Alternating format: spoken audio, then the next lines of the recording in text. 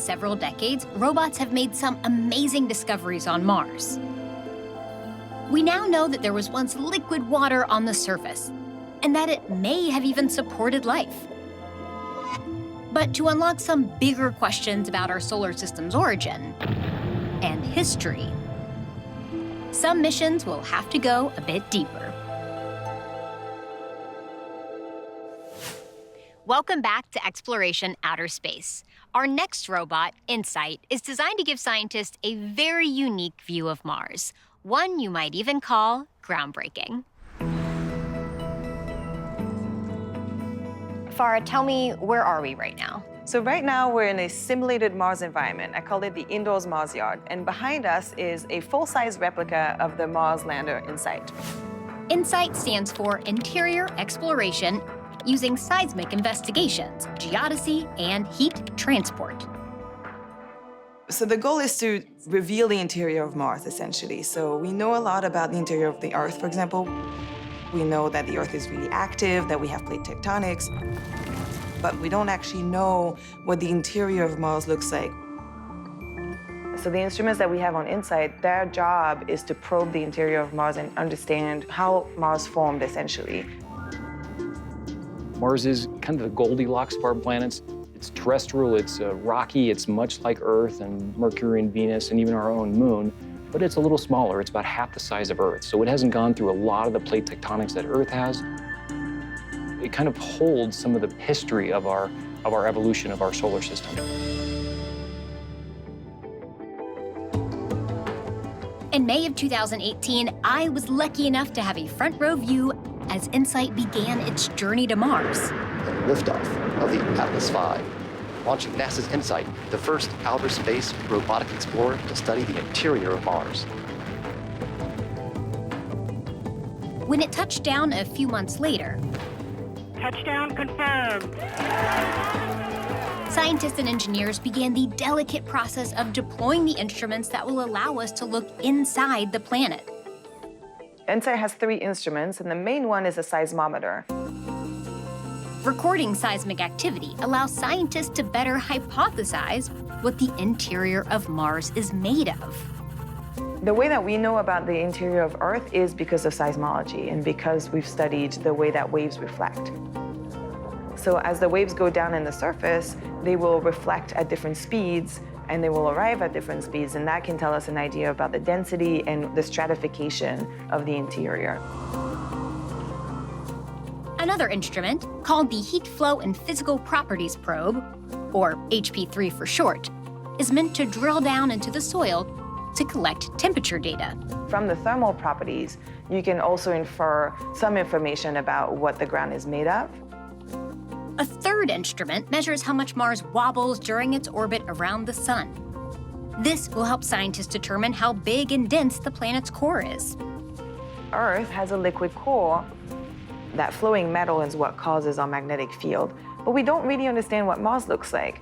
We know that there isn't a liquid core the way there is on Earth, but they think that Mars might have had a magnetic field in the past because there's evidence on the surface of things being aligned in a certain direction that would be indicative of a magnetic field. So there are theories that there might have been a core that cooled down eventually. So far, InSight has recorded hundreds of seismic events and continues to send information back to Earth.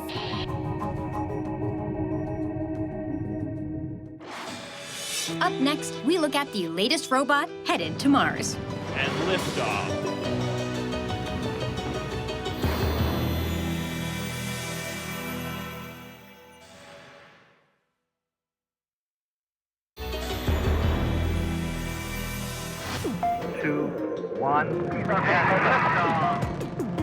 Ever since Viking 1 and 2 first landed on Mars, robots have transmitted an amazing amount of information. Got thumbnails. And images back from the surface. Now, they're looking to send back more than just data. Welcome back to Exploration Outer Space. Our next robot hopes to achieve something that's never been done in the past 50 years of exploring the Red Planet, bringing Martian soil samples back to Earth. This is Perseverance, also known as the Mars 2020 rover. Its primary mission is to gather soil and rock core samples on Mars, and then package and prepare those samples for an eventual return trip to Earth. The history of the planet is written in its rocks and its soil.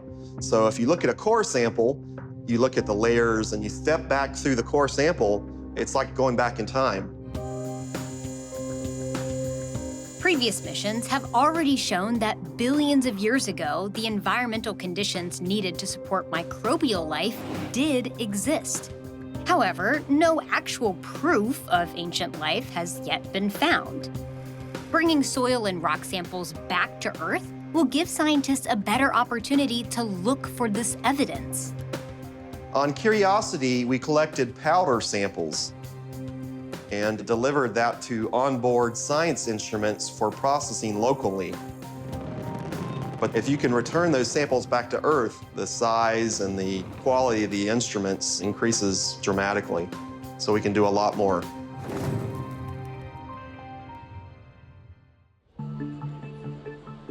Perseverance is designed to gather and package many different samples.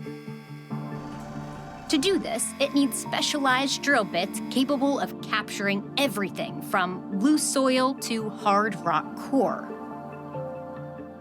How do you keep the core inside the bit as you bring the drill back up?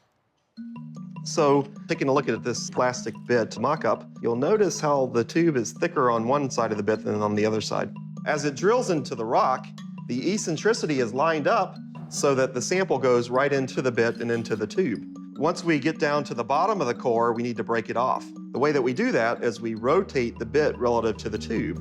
The hole gets smaller. And the hole gets smaller and it creates a shear that snaps off the end of the core.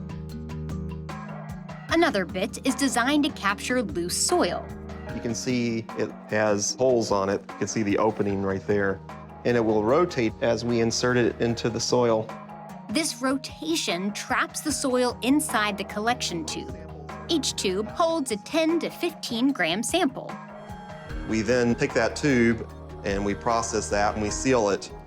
Then we find a nice location on Mars and drop them off for future return to Earth. When we come back, Perseverance heads to Mars. 3, 2, 1. and liftoff.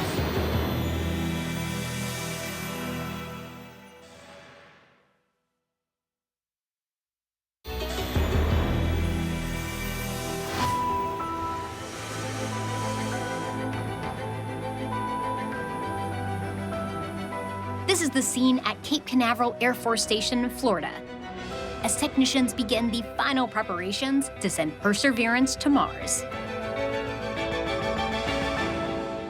Perseverance is powered and ready to go. It's 4 in the morning. We're awake.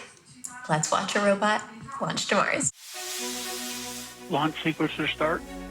Since I can't be there to watch in person, I'm at home, glued to the coverage. 1 minute. Just like many of our friends from past seasons. 0 is set.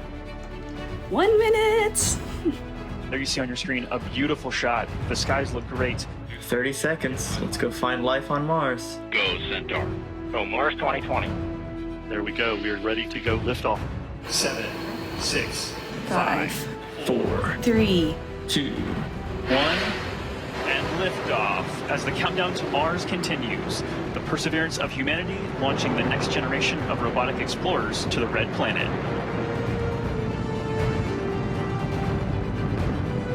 Vehicle is now passing through max Q, maximum dynamic pressure. Oh, that's so cool. Standing by for stage separation.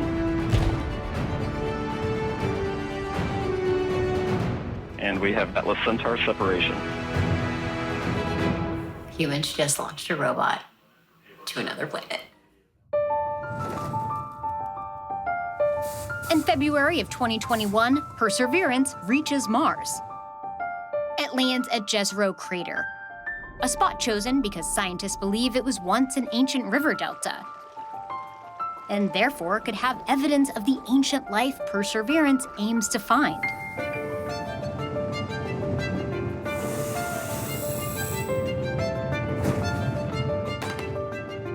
on the surface, Perseverance will begin packaging the samples that another robotic mission will hopefully bring back to Earth by the year 2031. It will also conduct additional experiments, like launching a small helicopter called Ingenuity, to see if powered flight is possible in the super thin Martian atmosphere.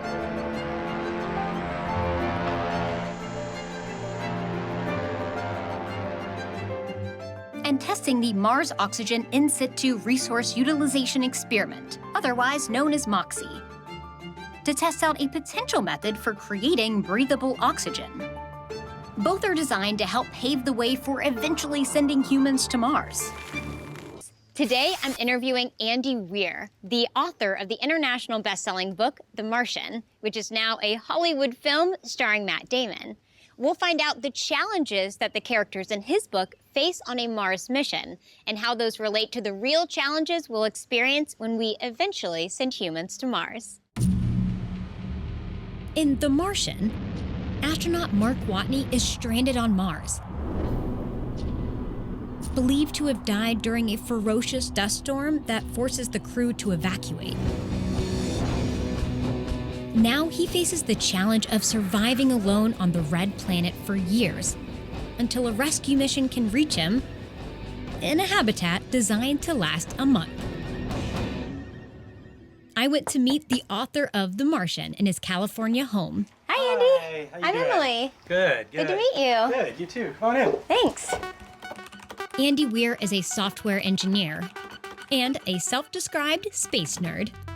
Well, I've had a lifetime of being interested in the space program, manned and unmanned spaceflight, and I've just always loved that. Tell us more about the main character, Mark Watney. Mark Watney is a botanist slash mechanical engineer, and he was sort of the mission's fix-it man, so he's probably the most capable of them to be stranded on Mars. How did you come up with the challenges that the character faces in the book? He has all the normal challenges of anyone trying to survive in a natural environment. He needs food, water, and shelter.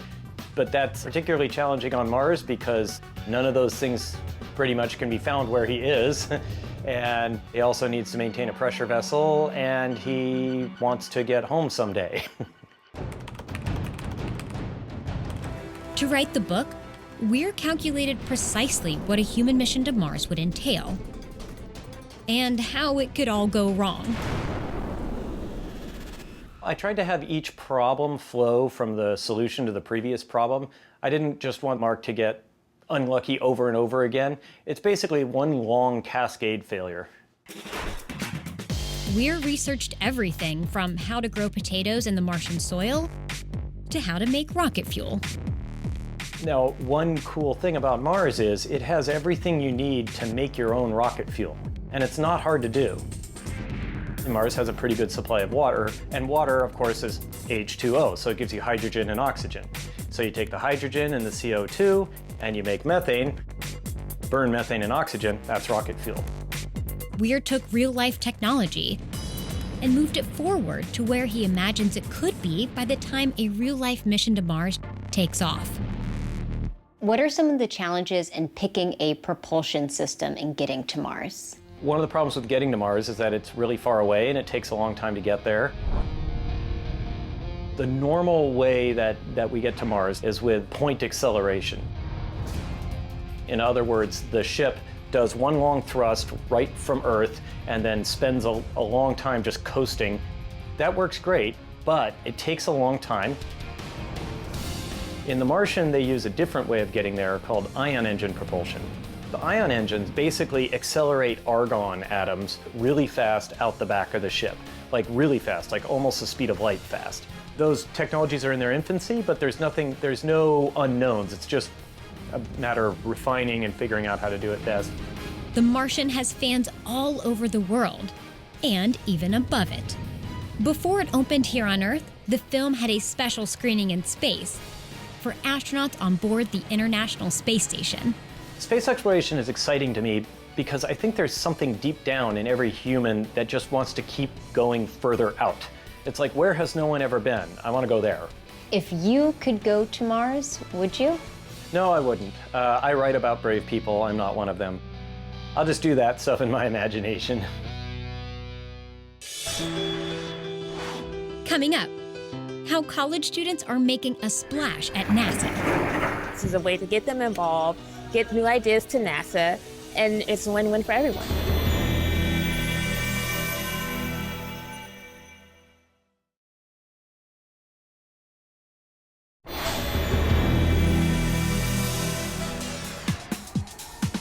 What do college students, outer space, and the world's largest swimming pool have in common? A NASA program that's crowdsourcing solutions while inspiring a new generation.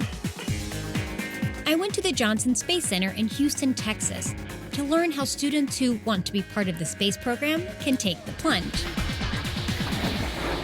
I'm here with Trinisha Dixon, who is the program lead for the Micro-G Next program here at Johnson Space Center. Micro-G Next is an opportunity for us to get students involved in NASA's mission. Specifically for this program, we're getting the students involved in the asteroid redirect mission. The asteroid redirect mission will send a robotic spacecraft to collect a boulder from an asteroid and put it in lunar orbit, where astronauts can later find it and collect samples. It's an important step on the road to Mars, because it'll let NASA road test technology needed for future deep space voyages. So we asked university students to design, propose, and manufacture actual EVA tools. And an EVA is an extravehicular activities, a spacewalk. They're creating tools for astronauts to use once we're able to finally get to an asteroid. Each tool is designed to address one of our sampling issues that we might encounter on an asteroid. So you're really crowdsourcing some of the brightest minds in the country to help them help you get to Mars. This is NASA's 6.2 million gallon neutral buoyancy lab, the world's largest indoor pool. Here, astronauts can train for spacewalks and specially weighted spacesuits. That's as close to weightlessness as they're going to get here on Earth. And it's a great place to test the tools they'll use on that asteroid mission. So this is where they test those tools. Yes, this is our platform, that's the rock bed that simulated the asteroid. And so the divers went down with the student tools and actually tried to trip rocks on that platform. Sean is one of the divers who put the tools through their paces to see if they'd stand up to a space mission in microgravity. So you're the tester. Yeah, we're the tester. We're the guys who decide how easy they are to use, if they can be broken, because a diver can break it if it can be broken. If you're taking one tool to do a specific job all the way to an asteroid, you better be sure that it's going to work seamlessly. If they pass Sean's tests, some of those tools could wind up on an asteroid, and the students could end up working for NASA. This is a way to get them involved, get new ideas to NASA, and it's a win-win for everyone.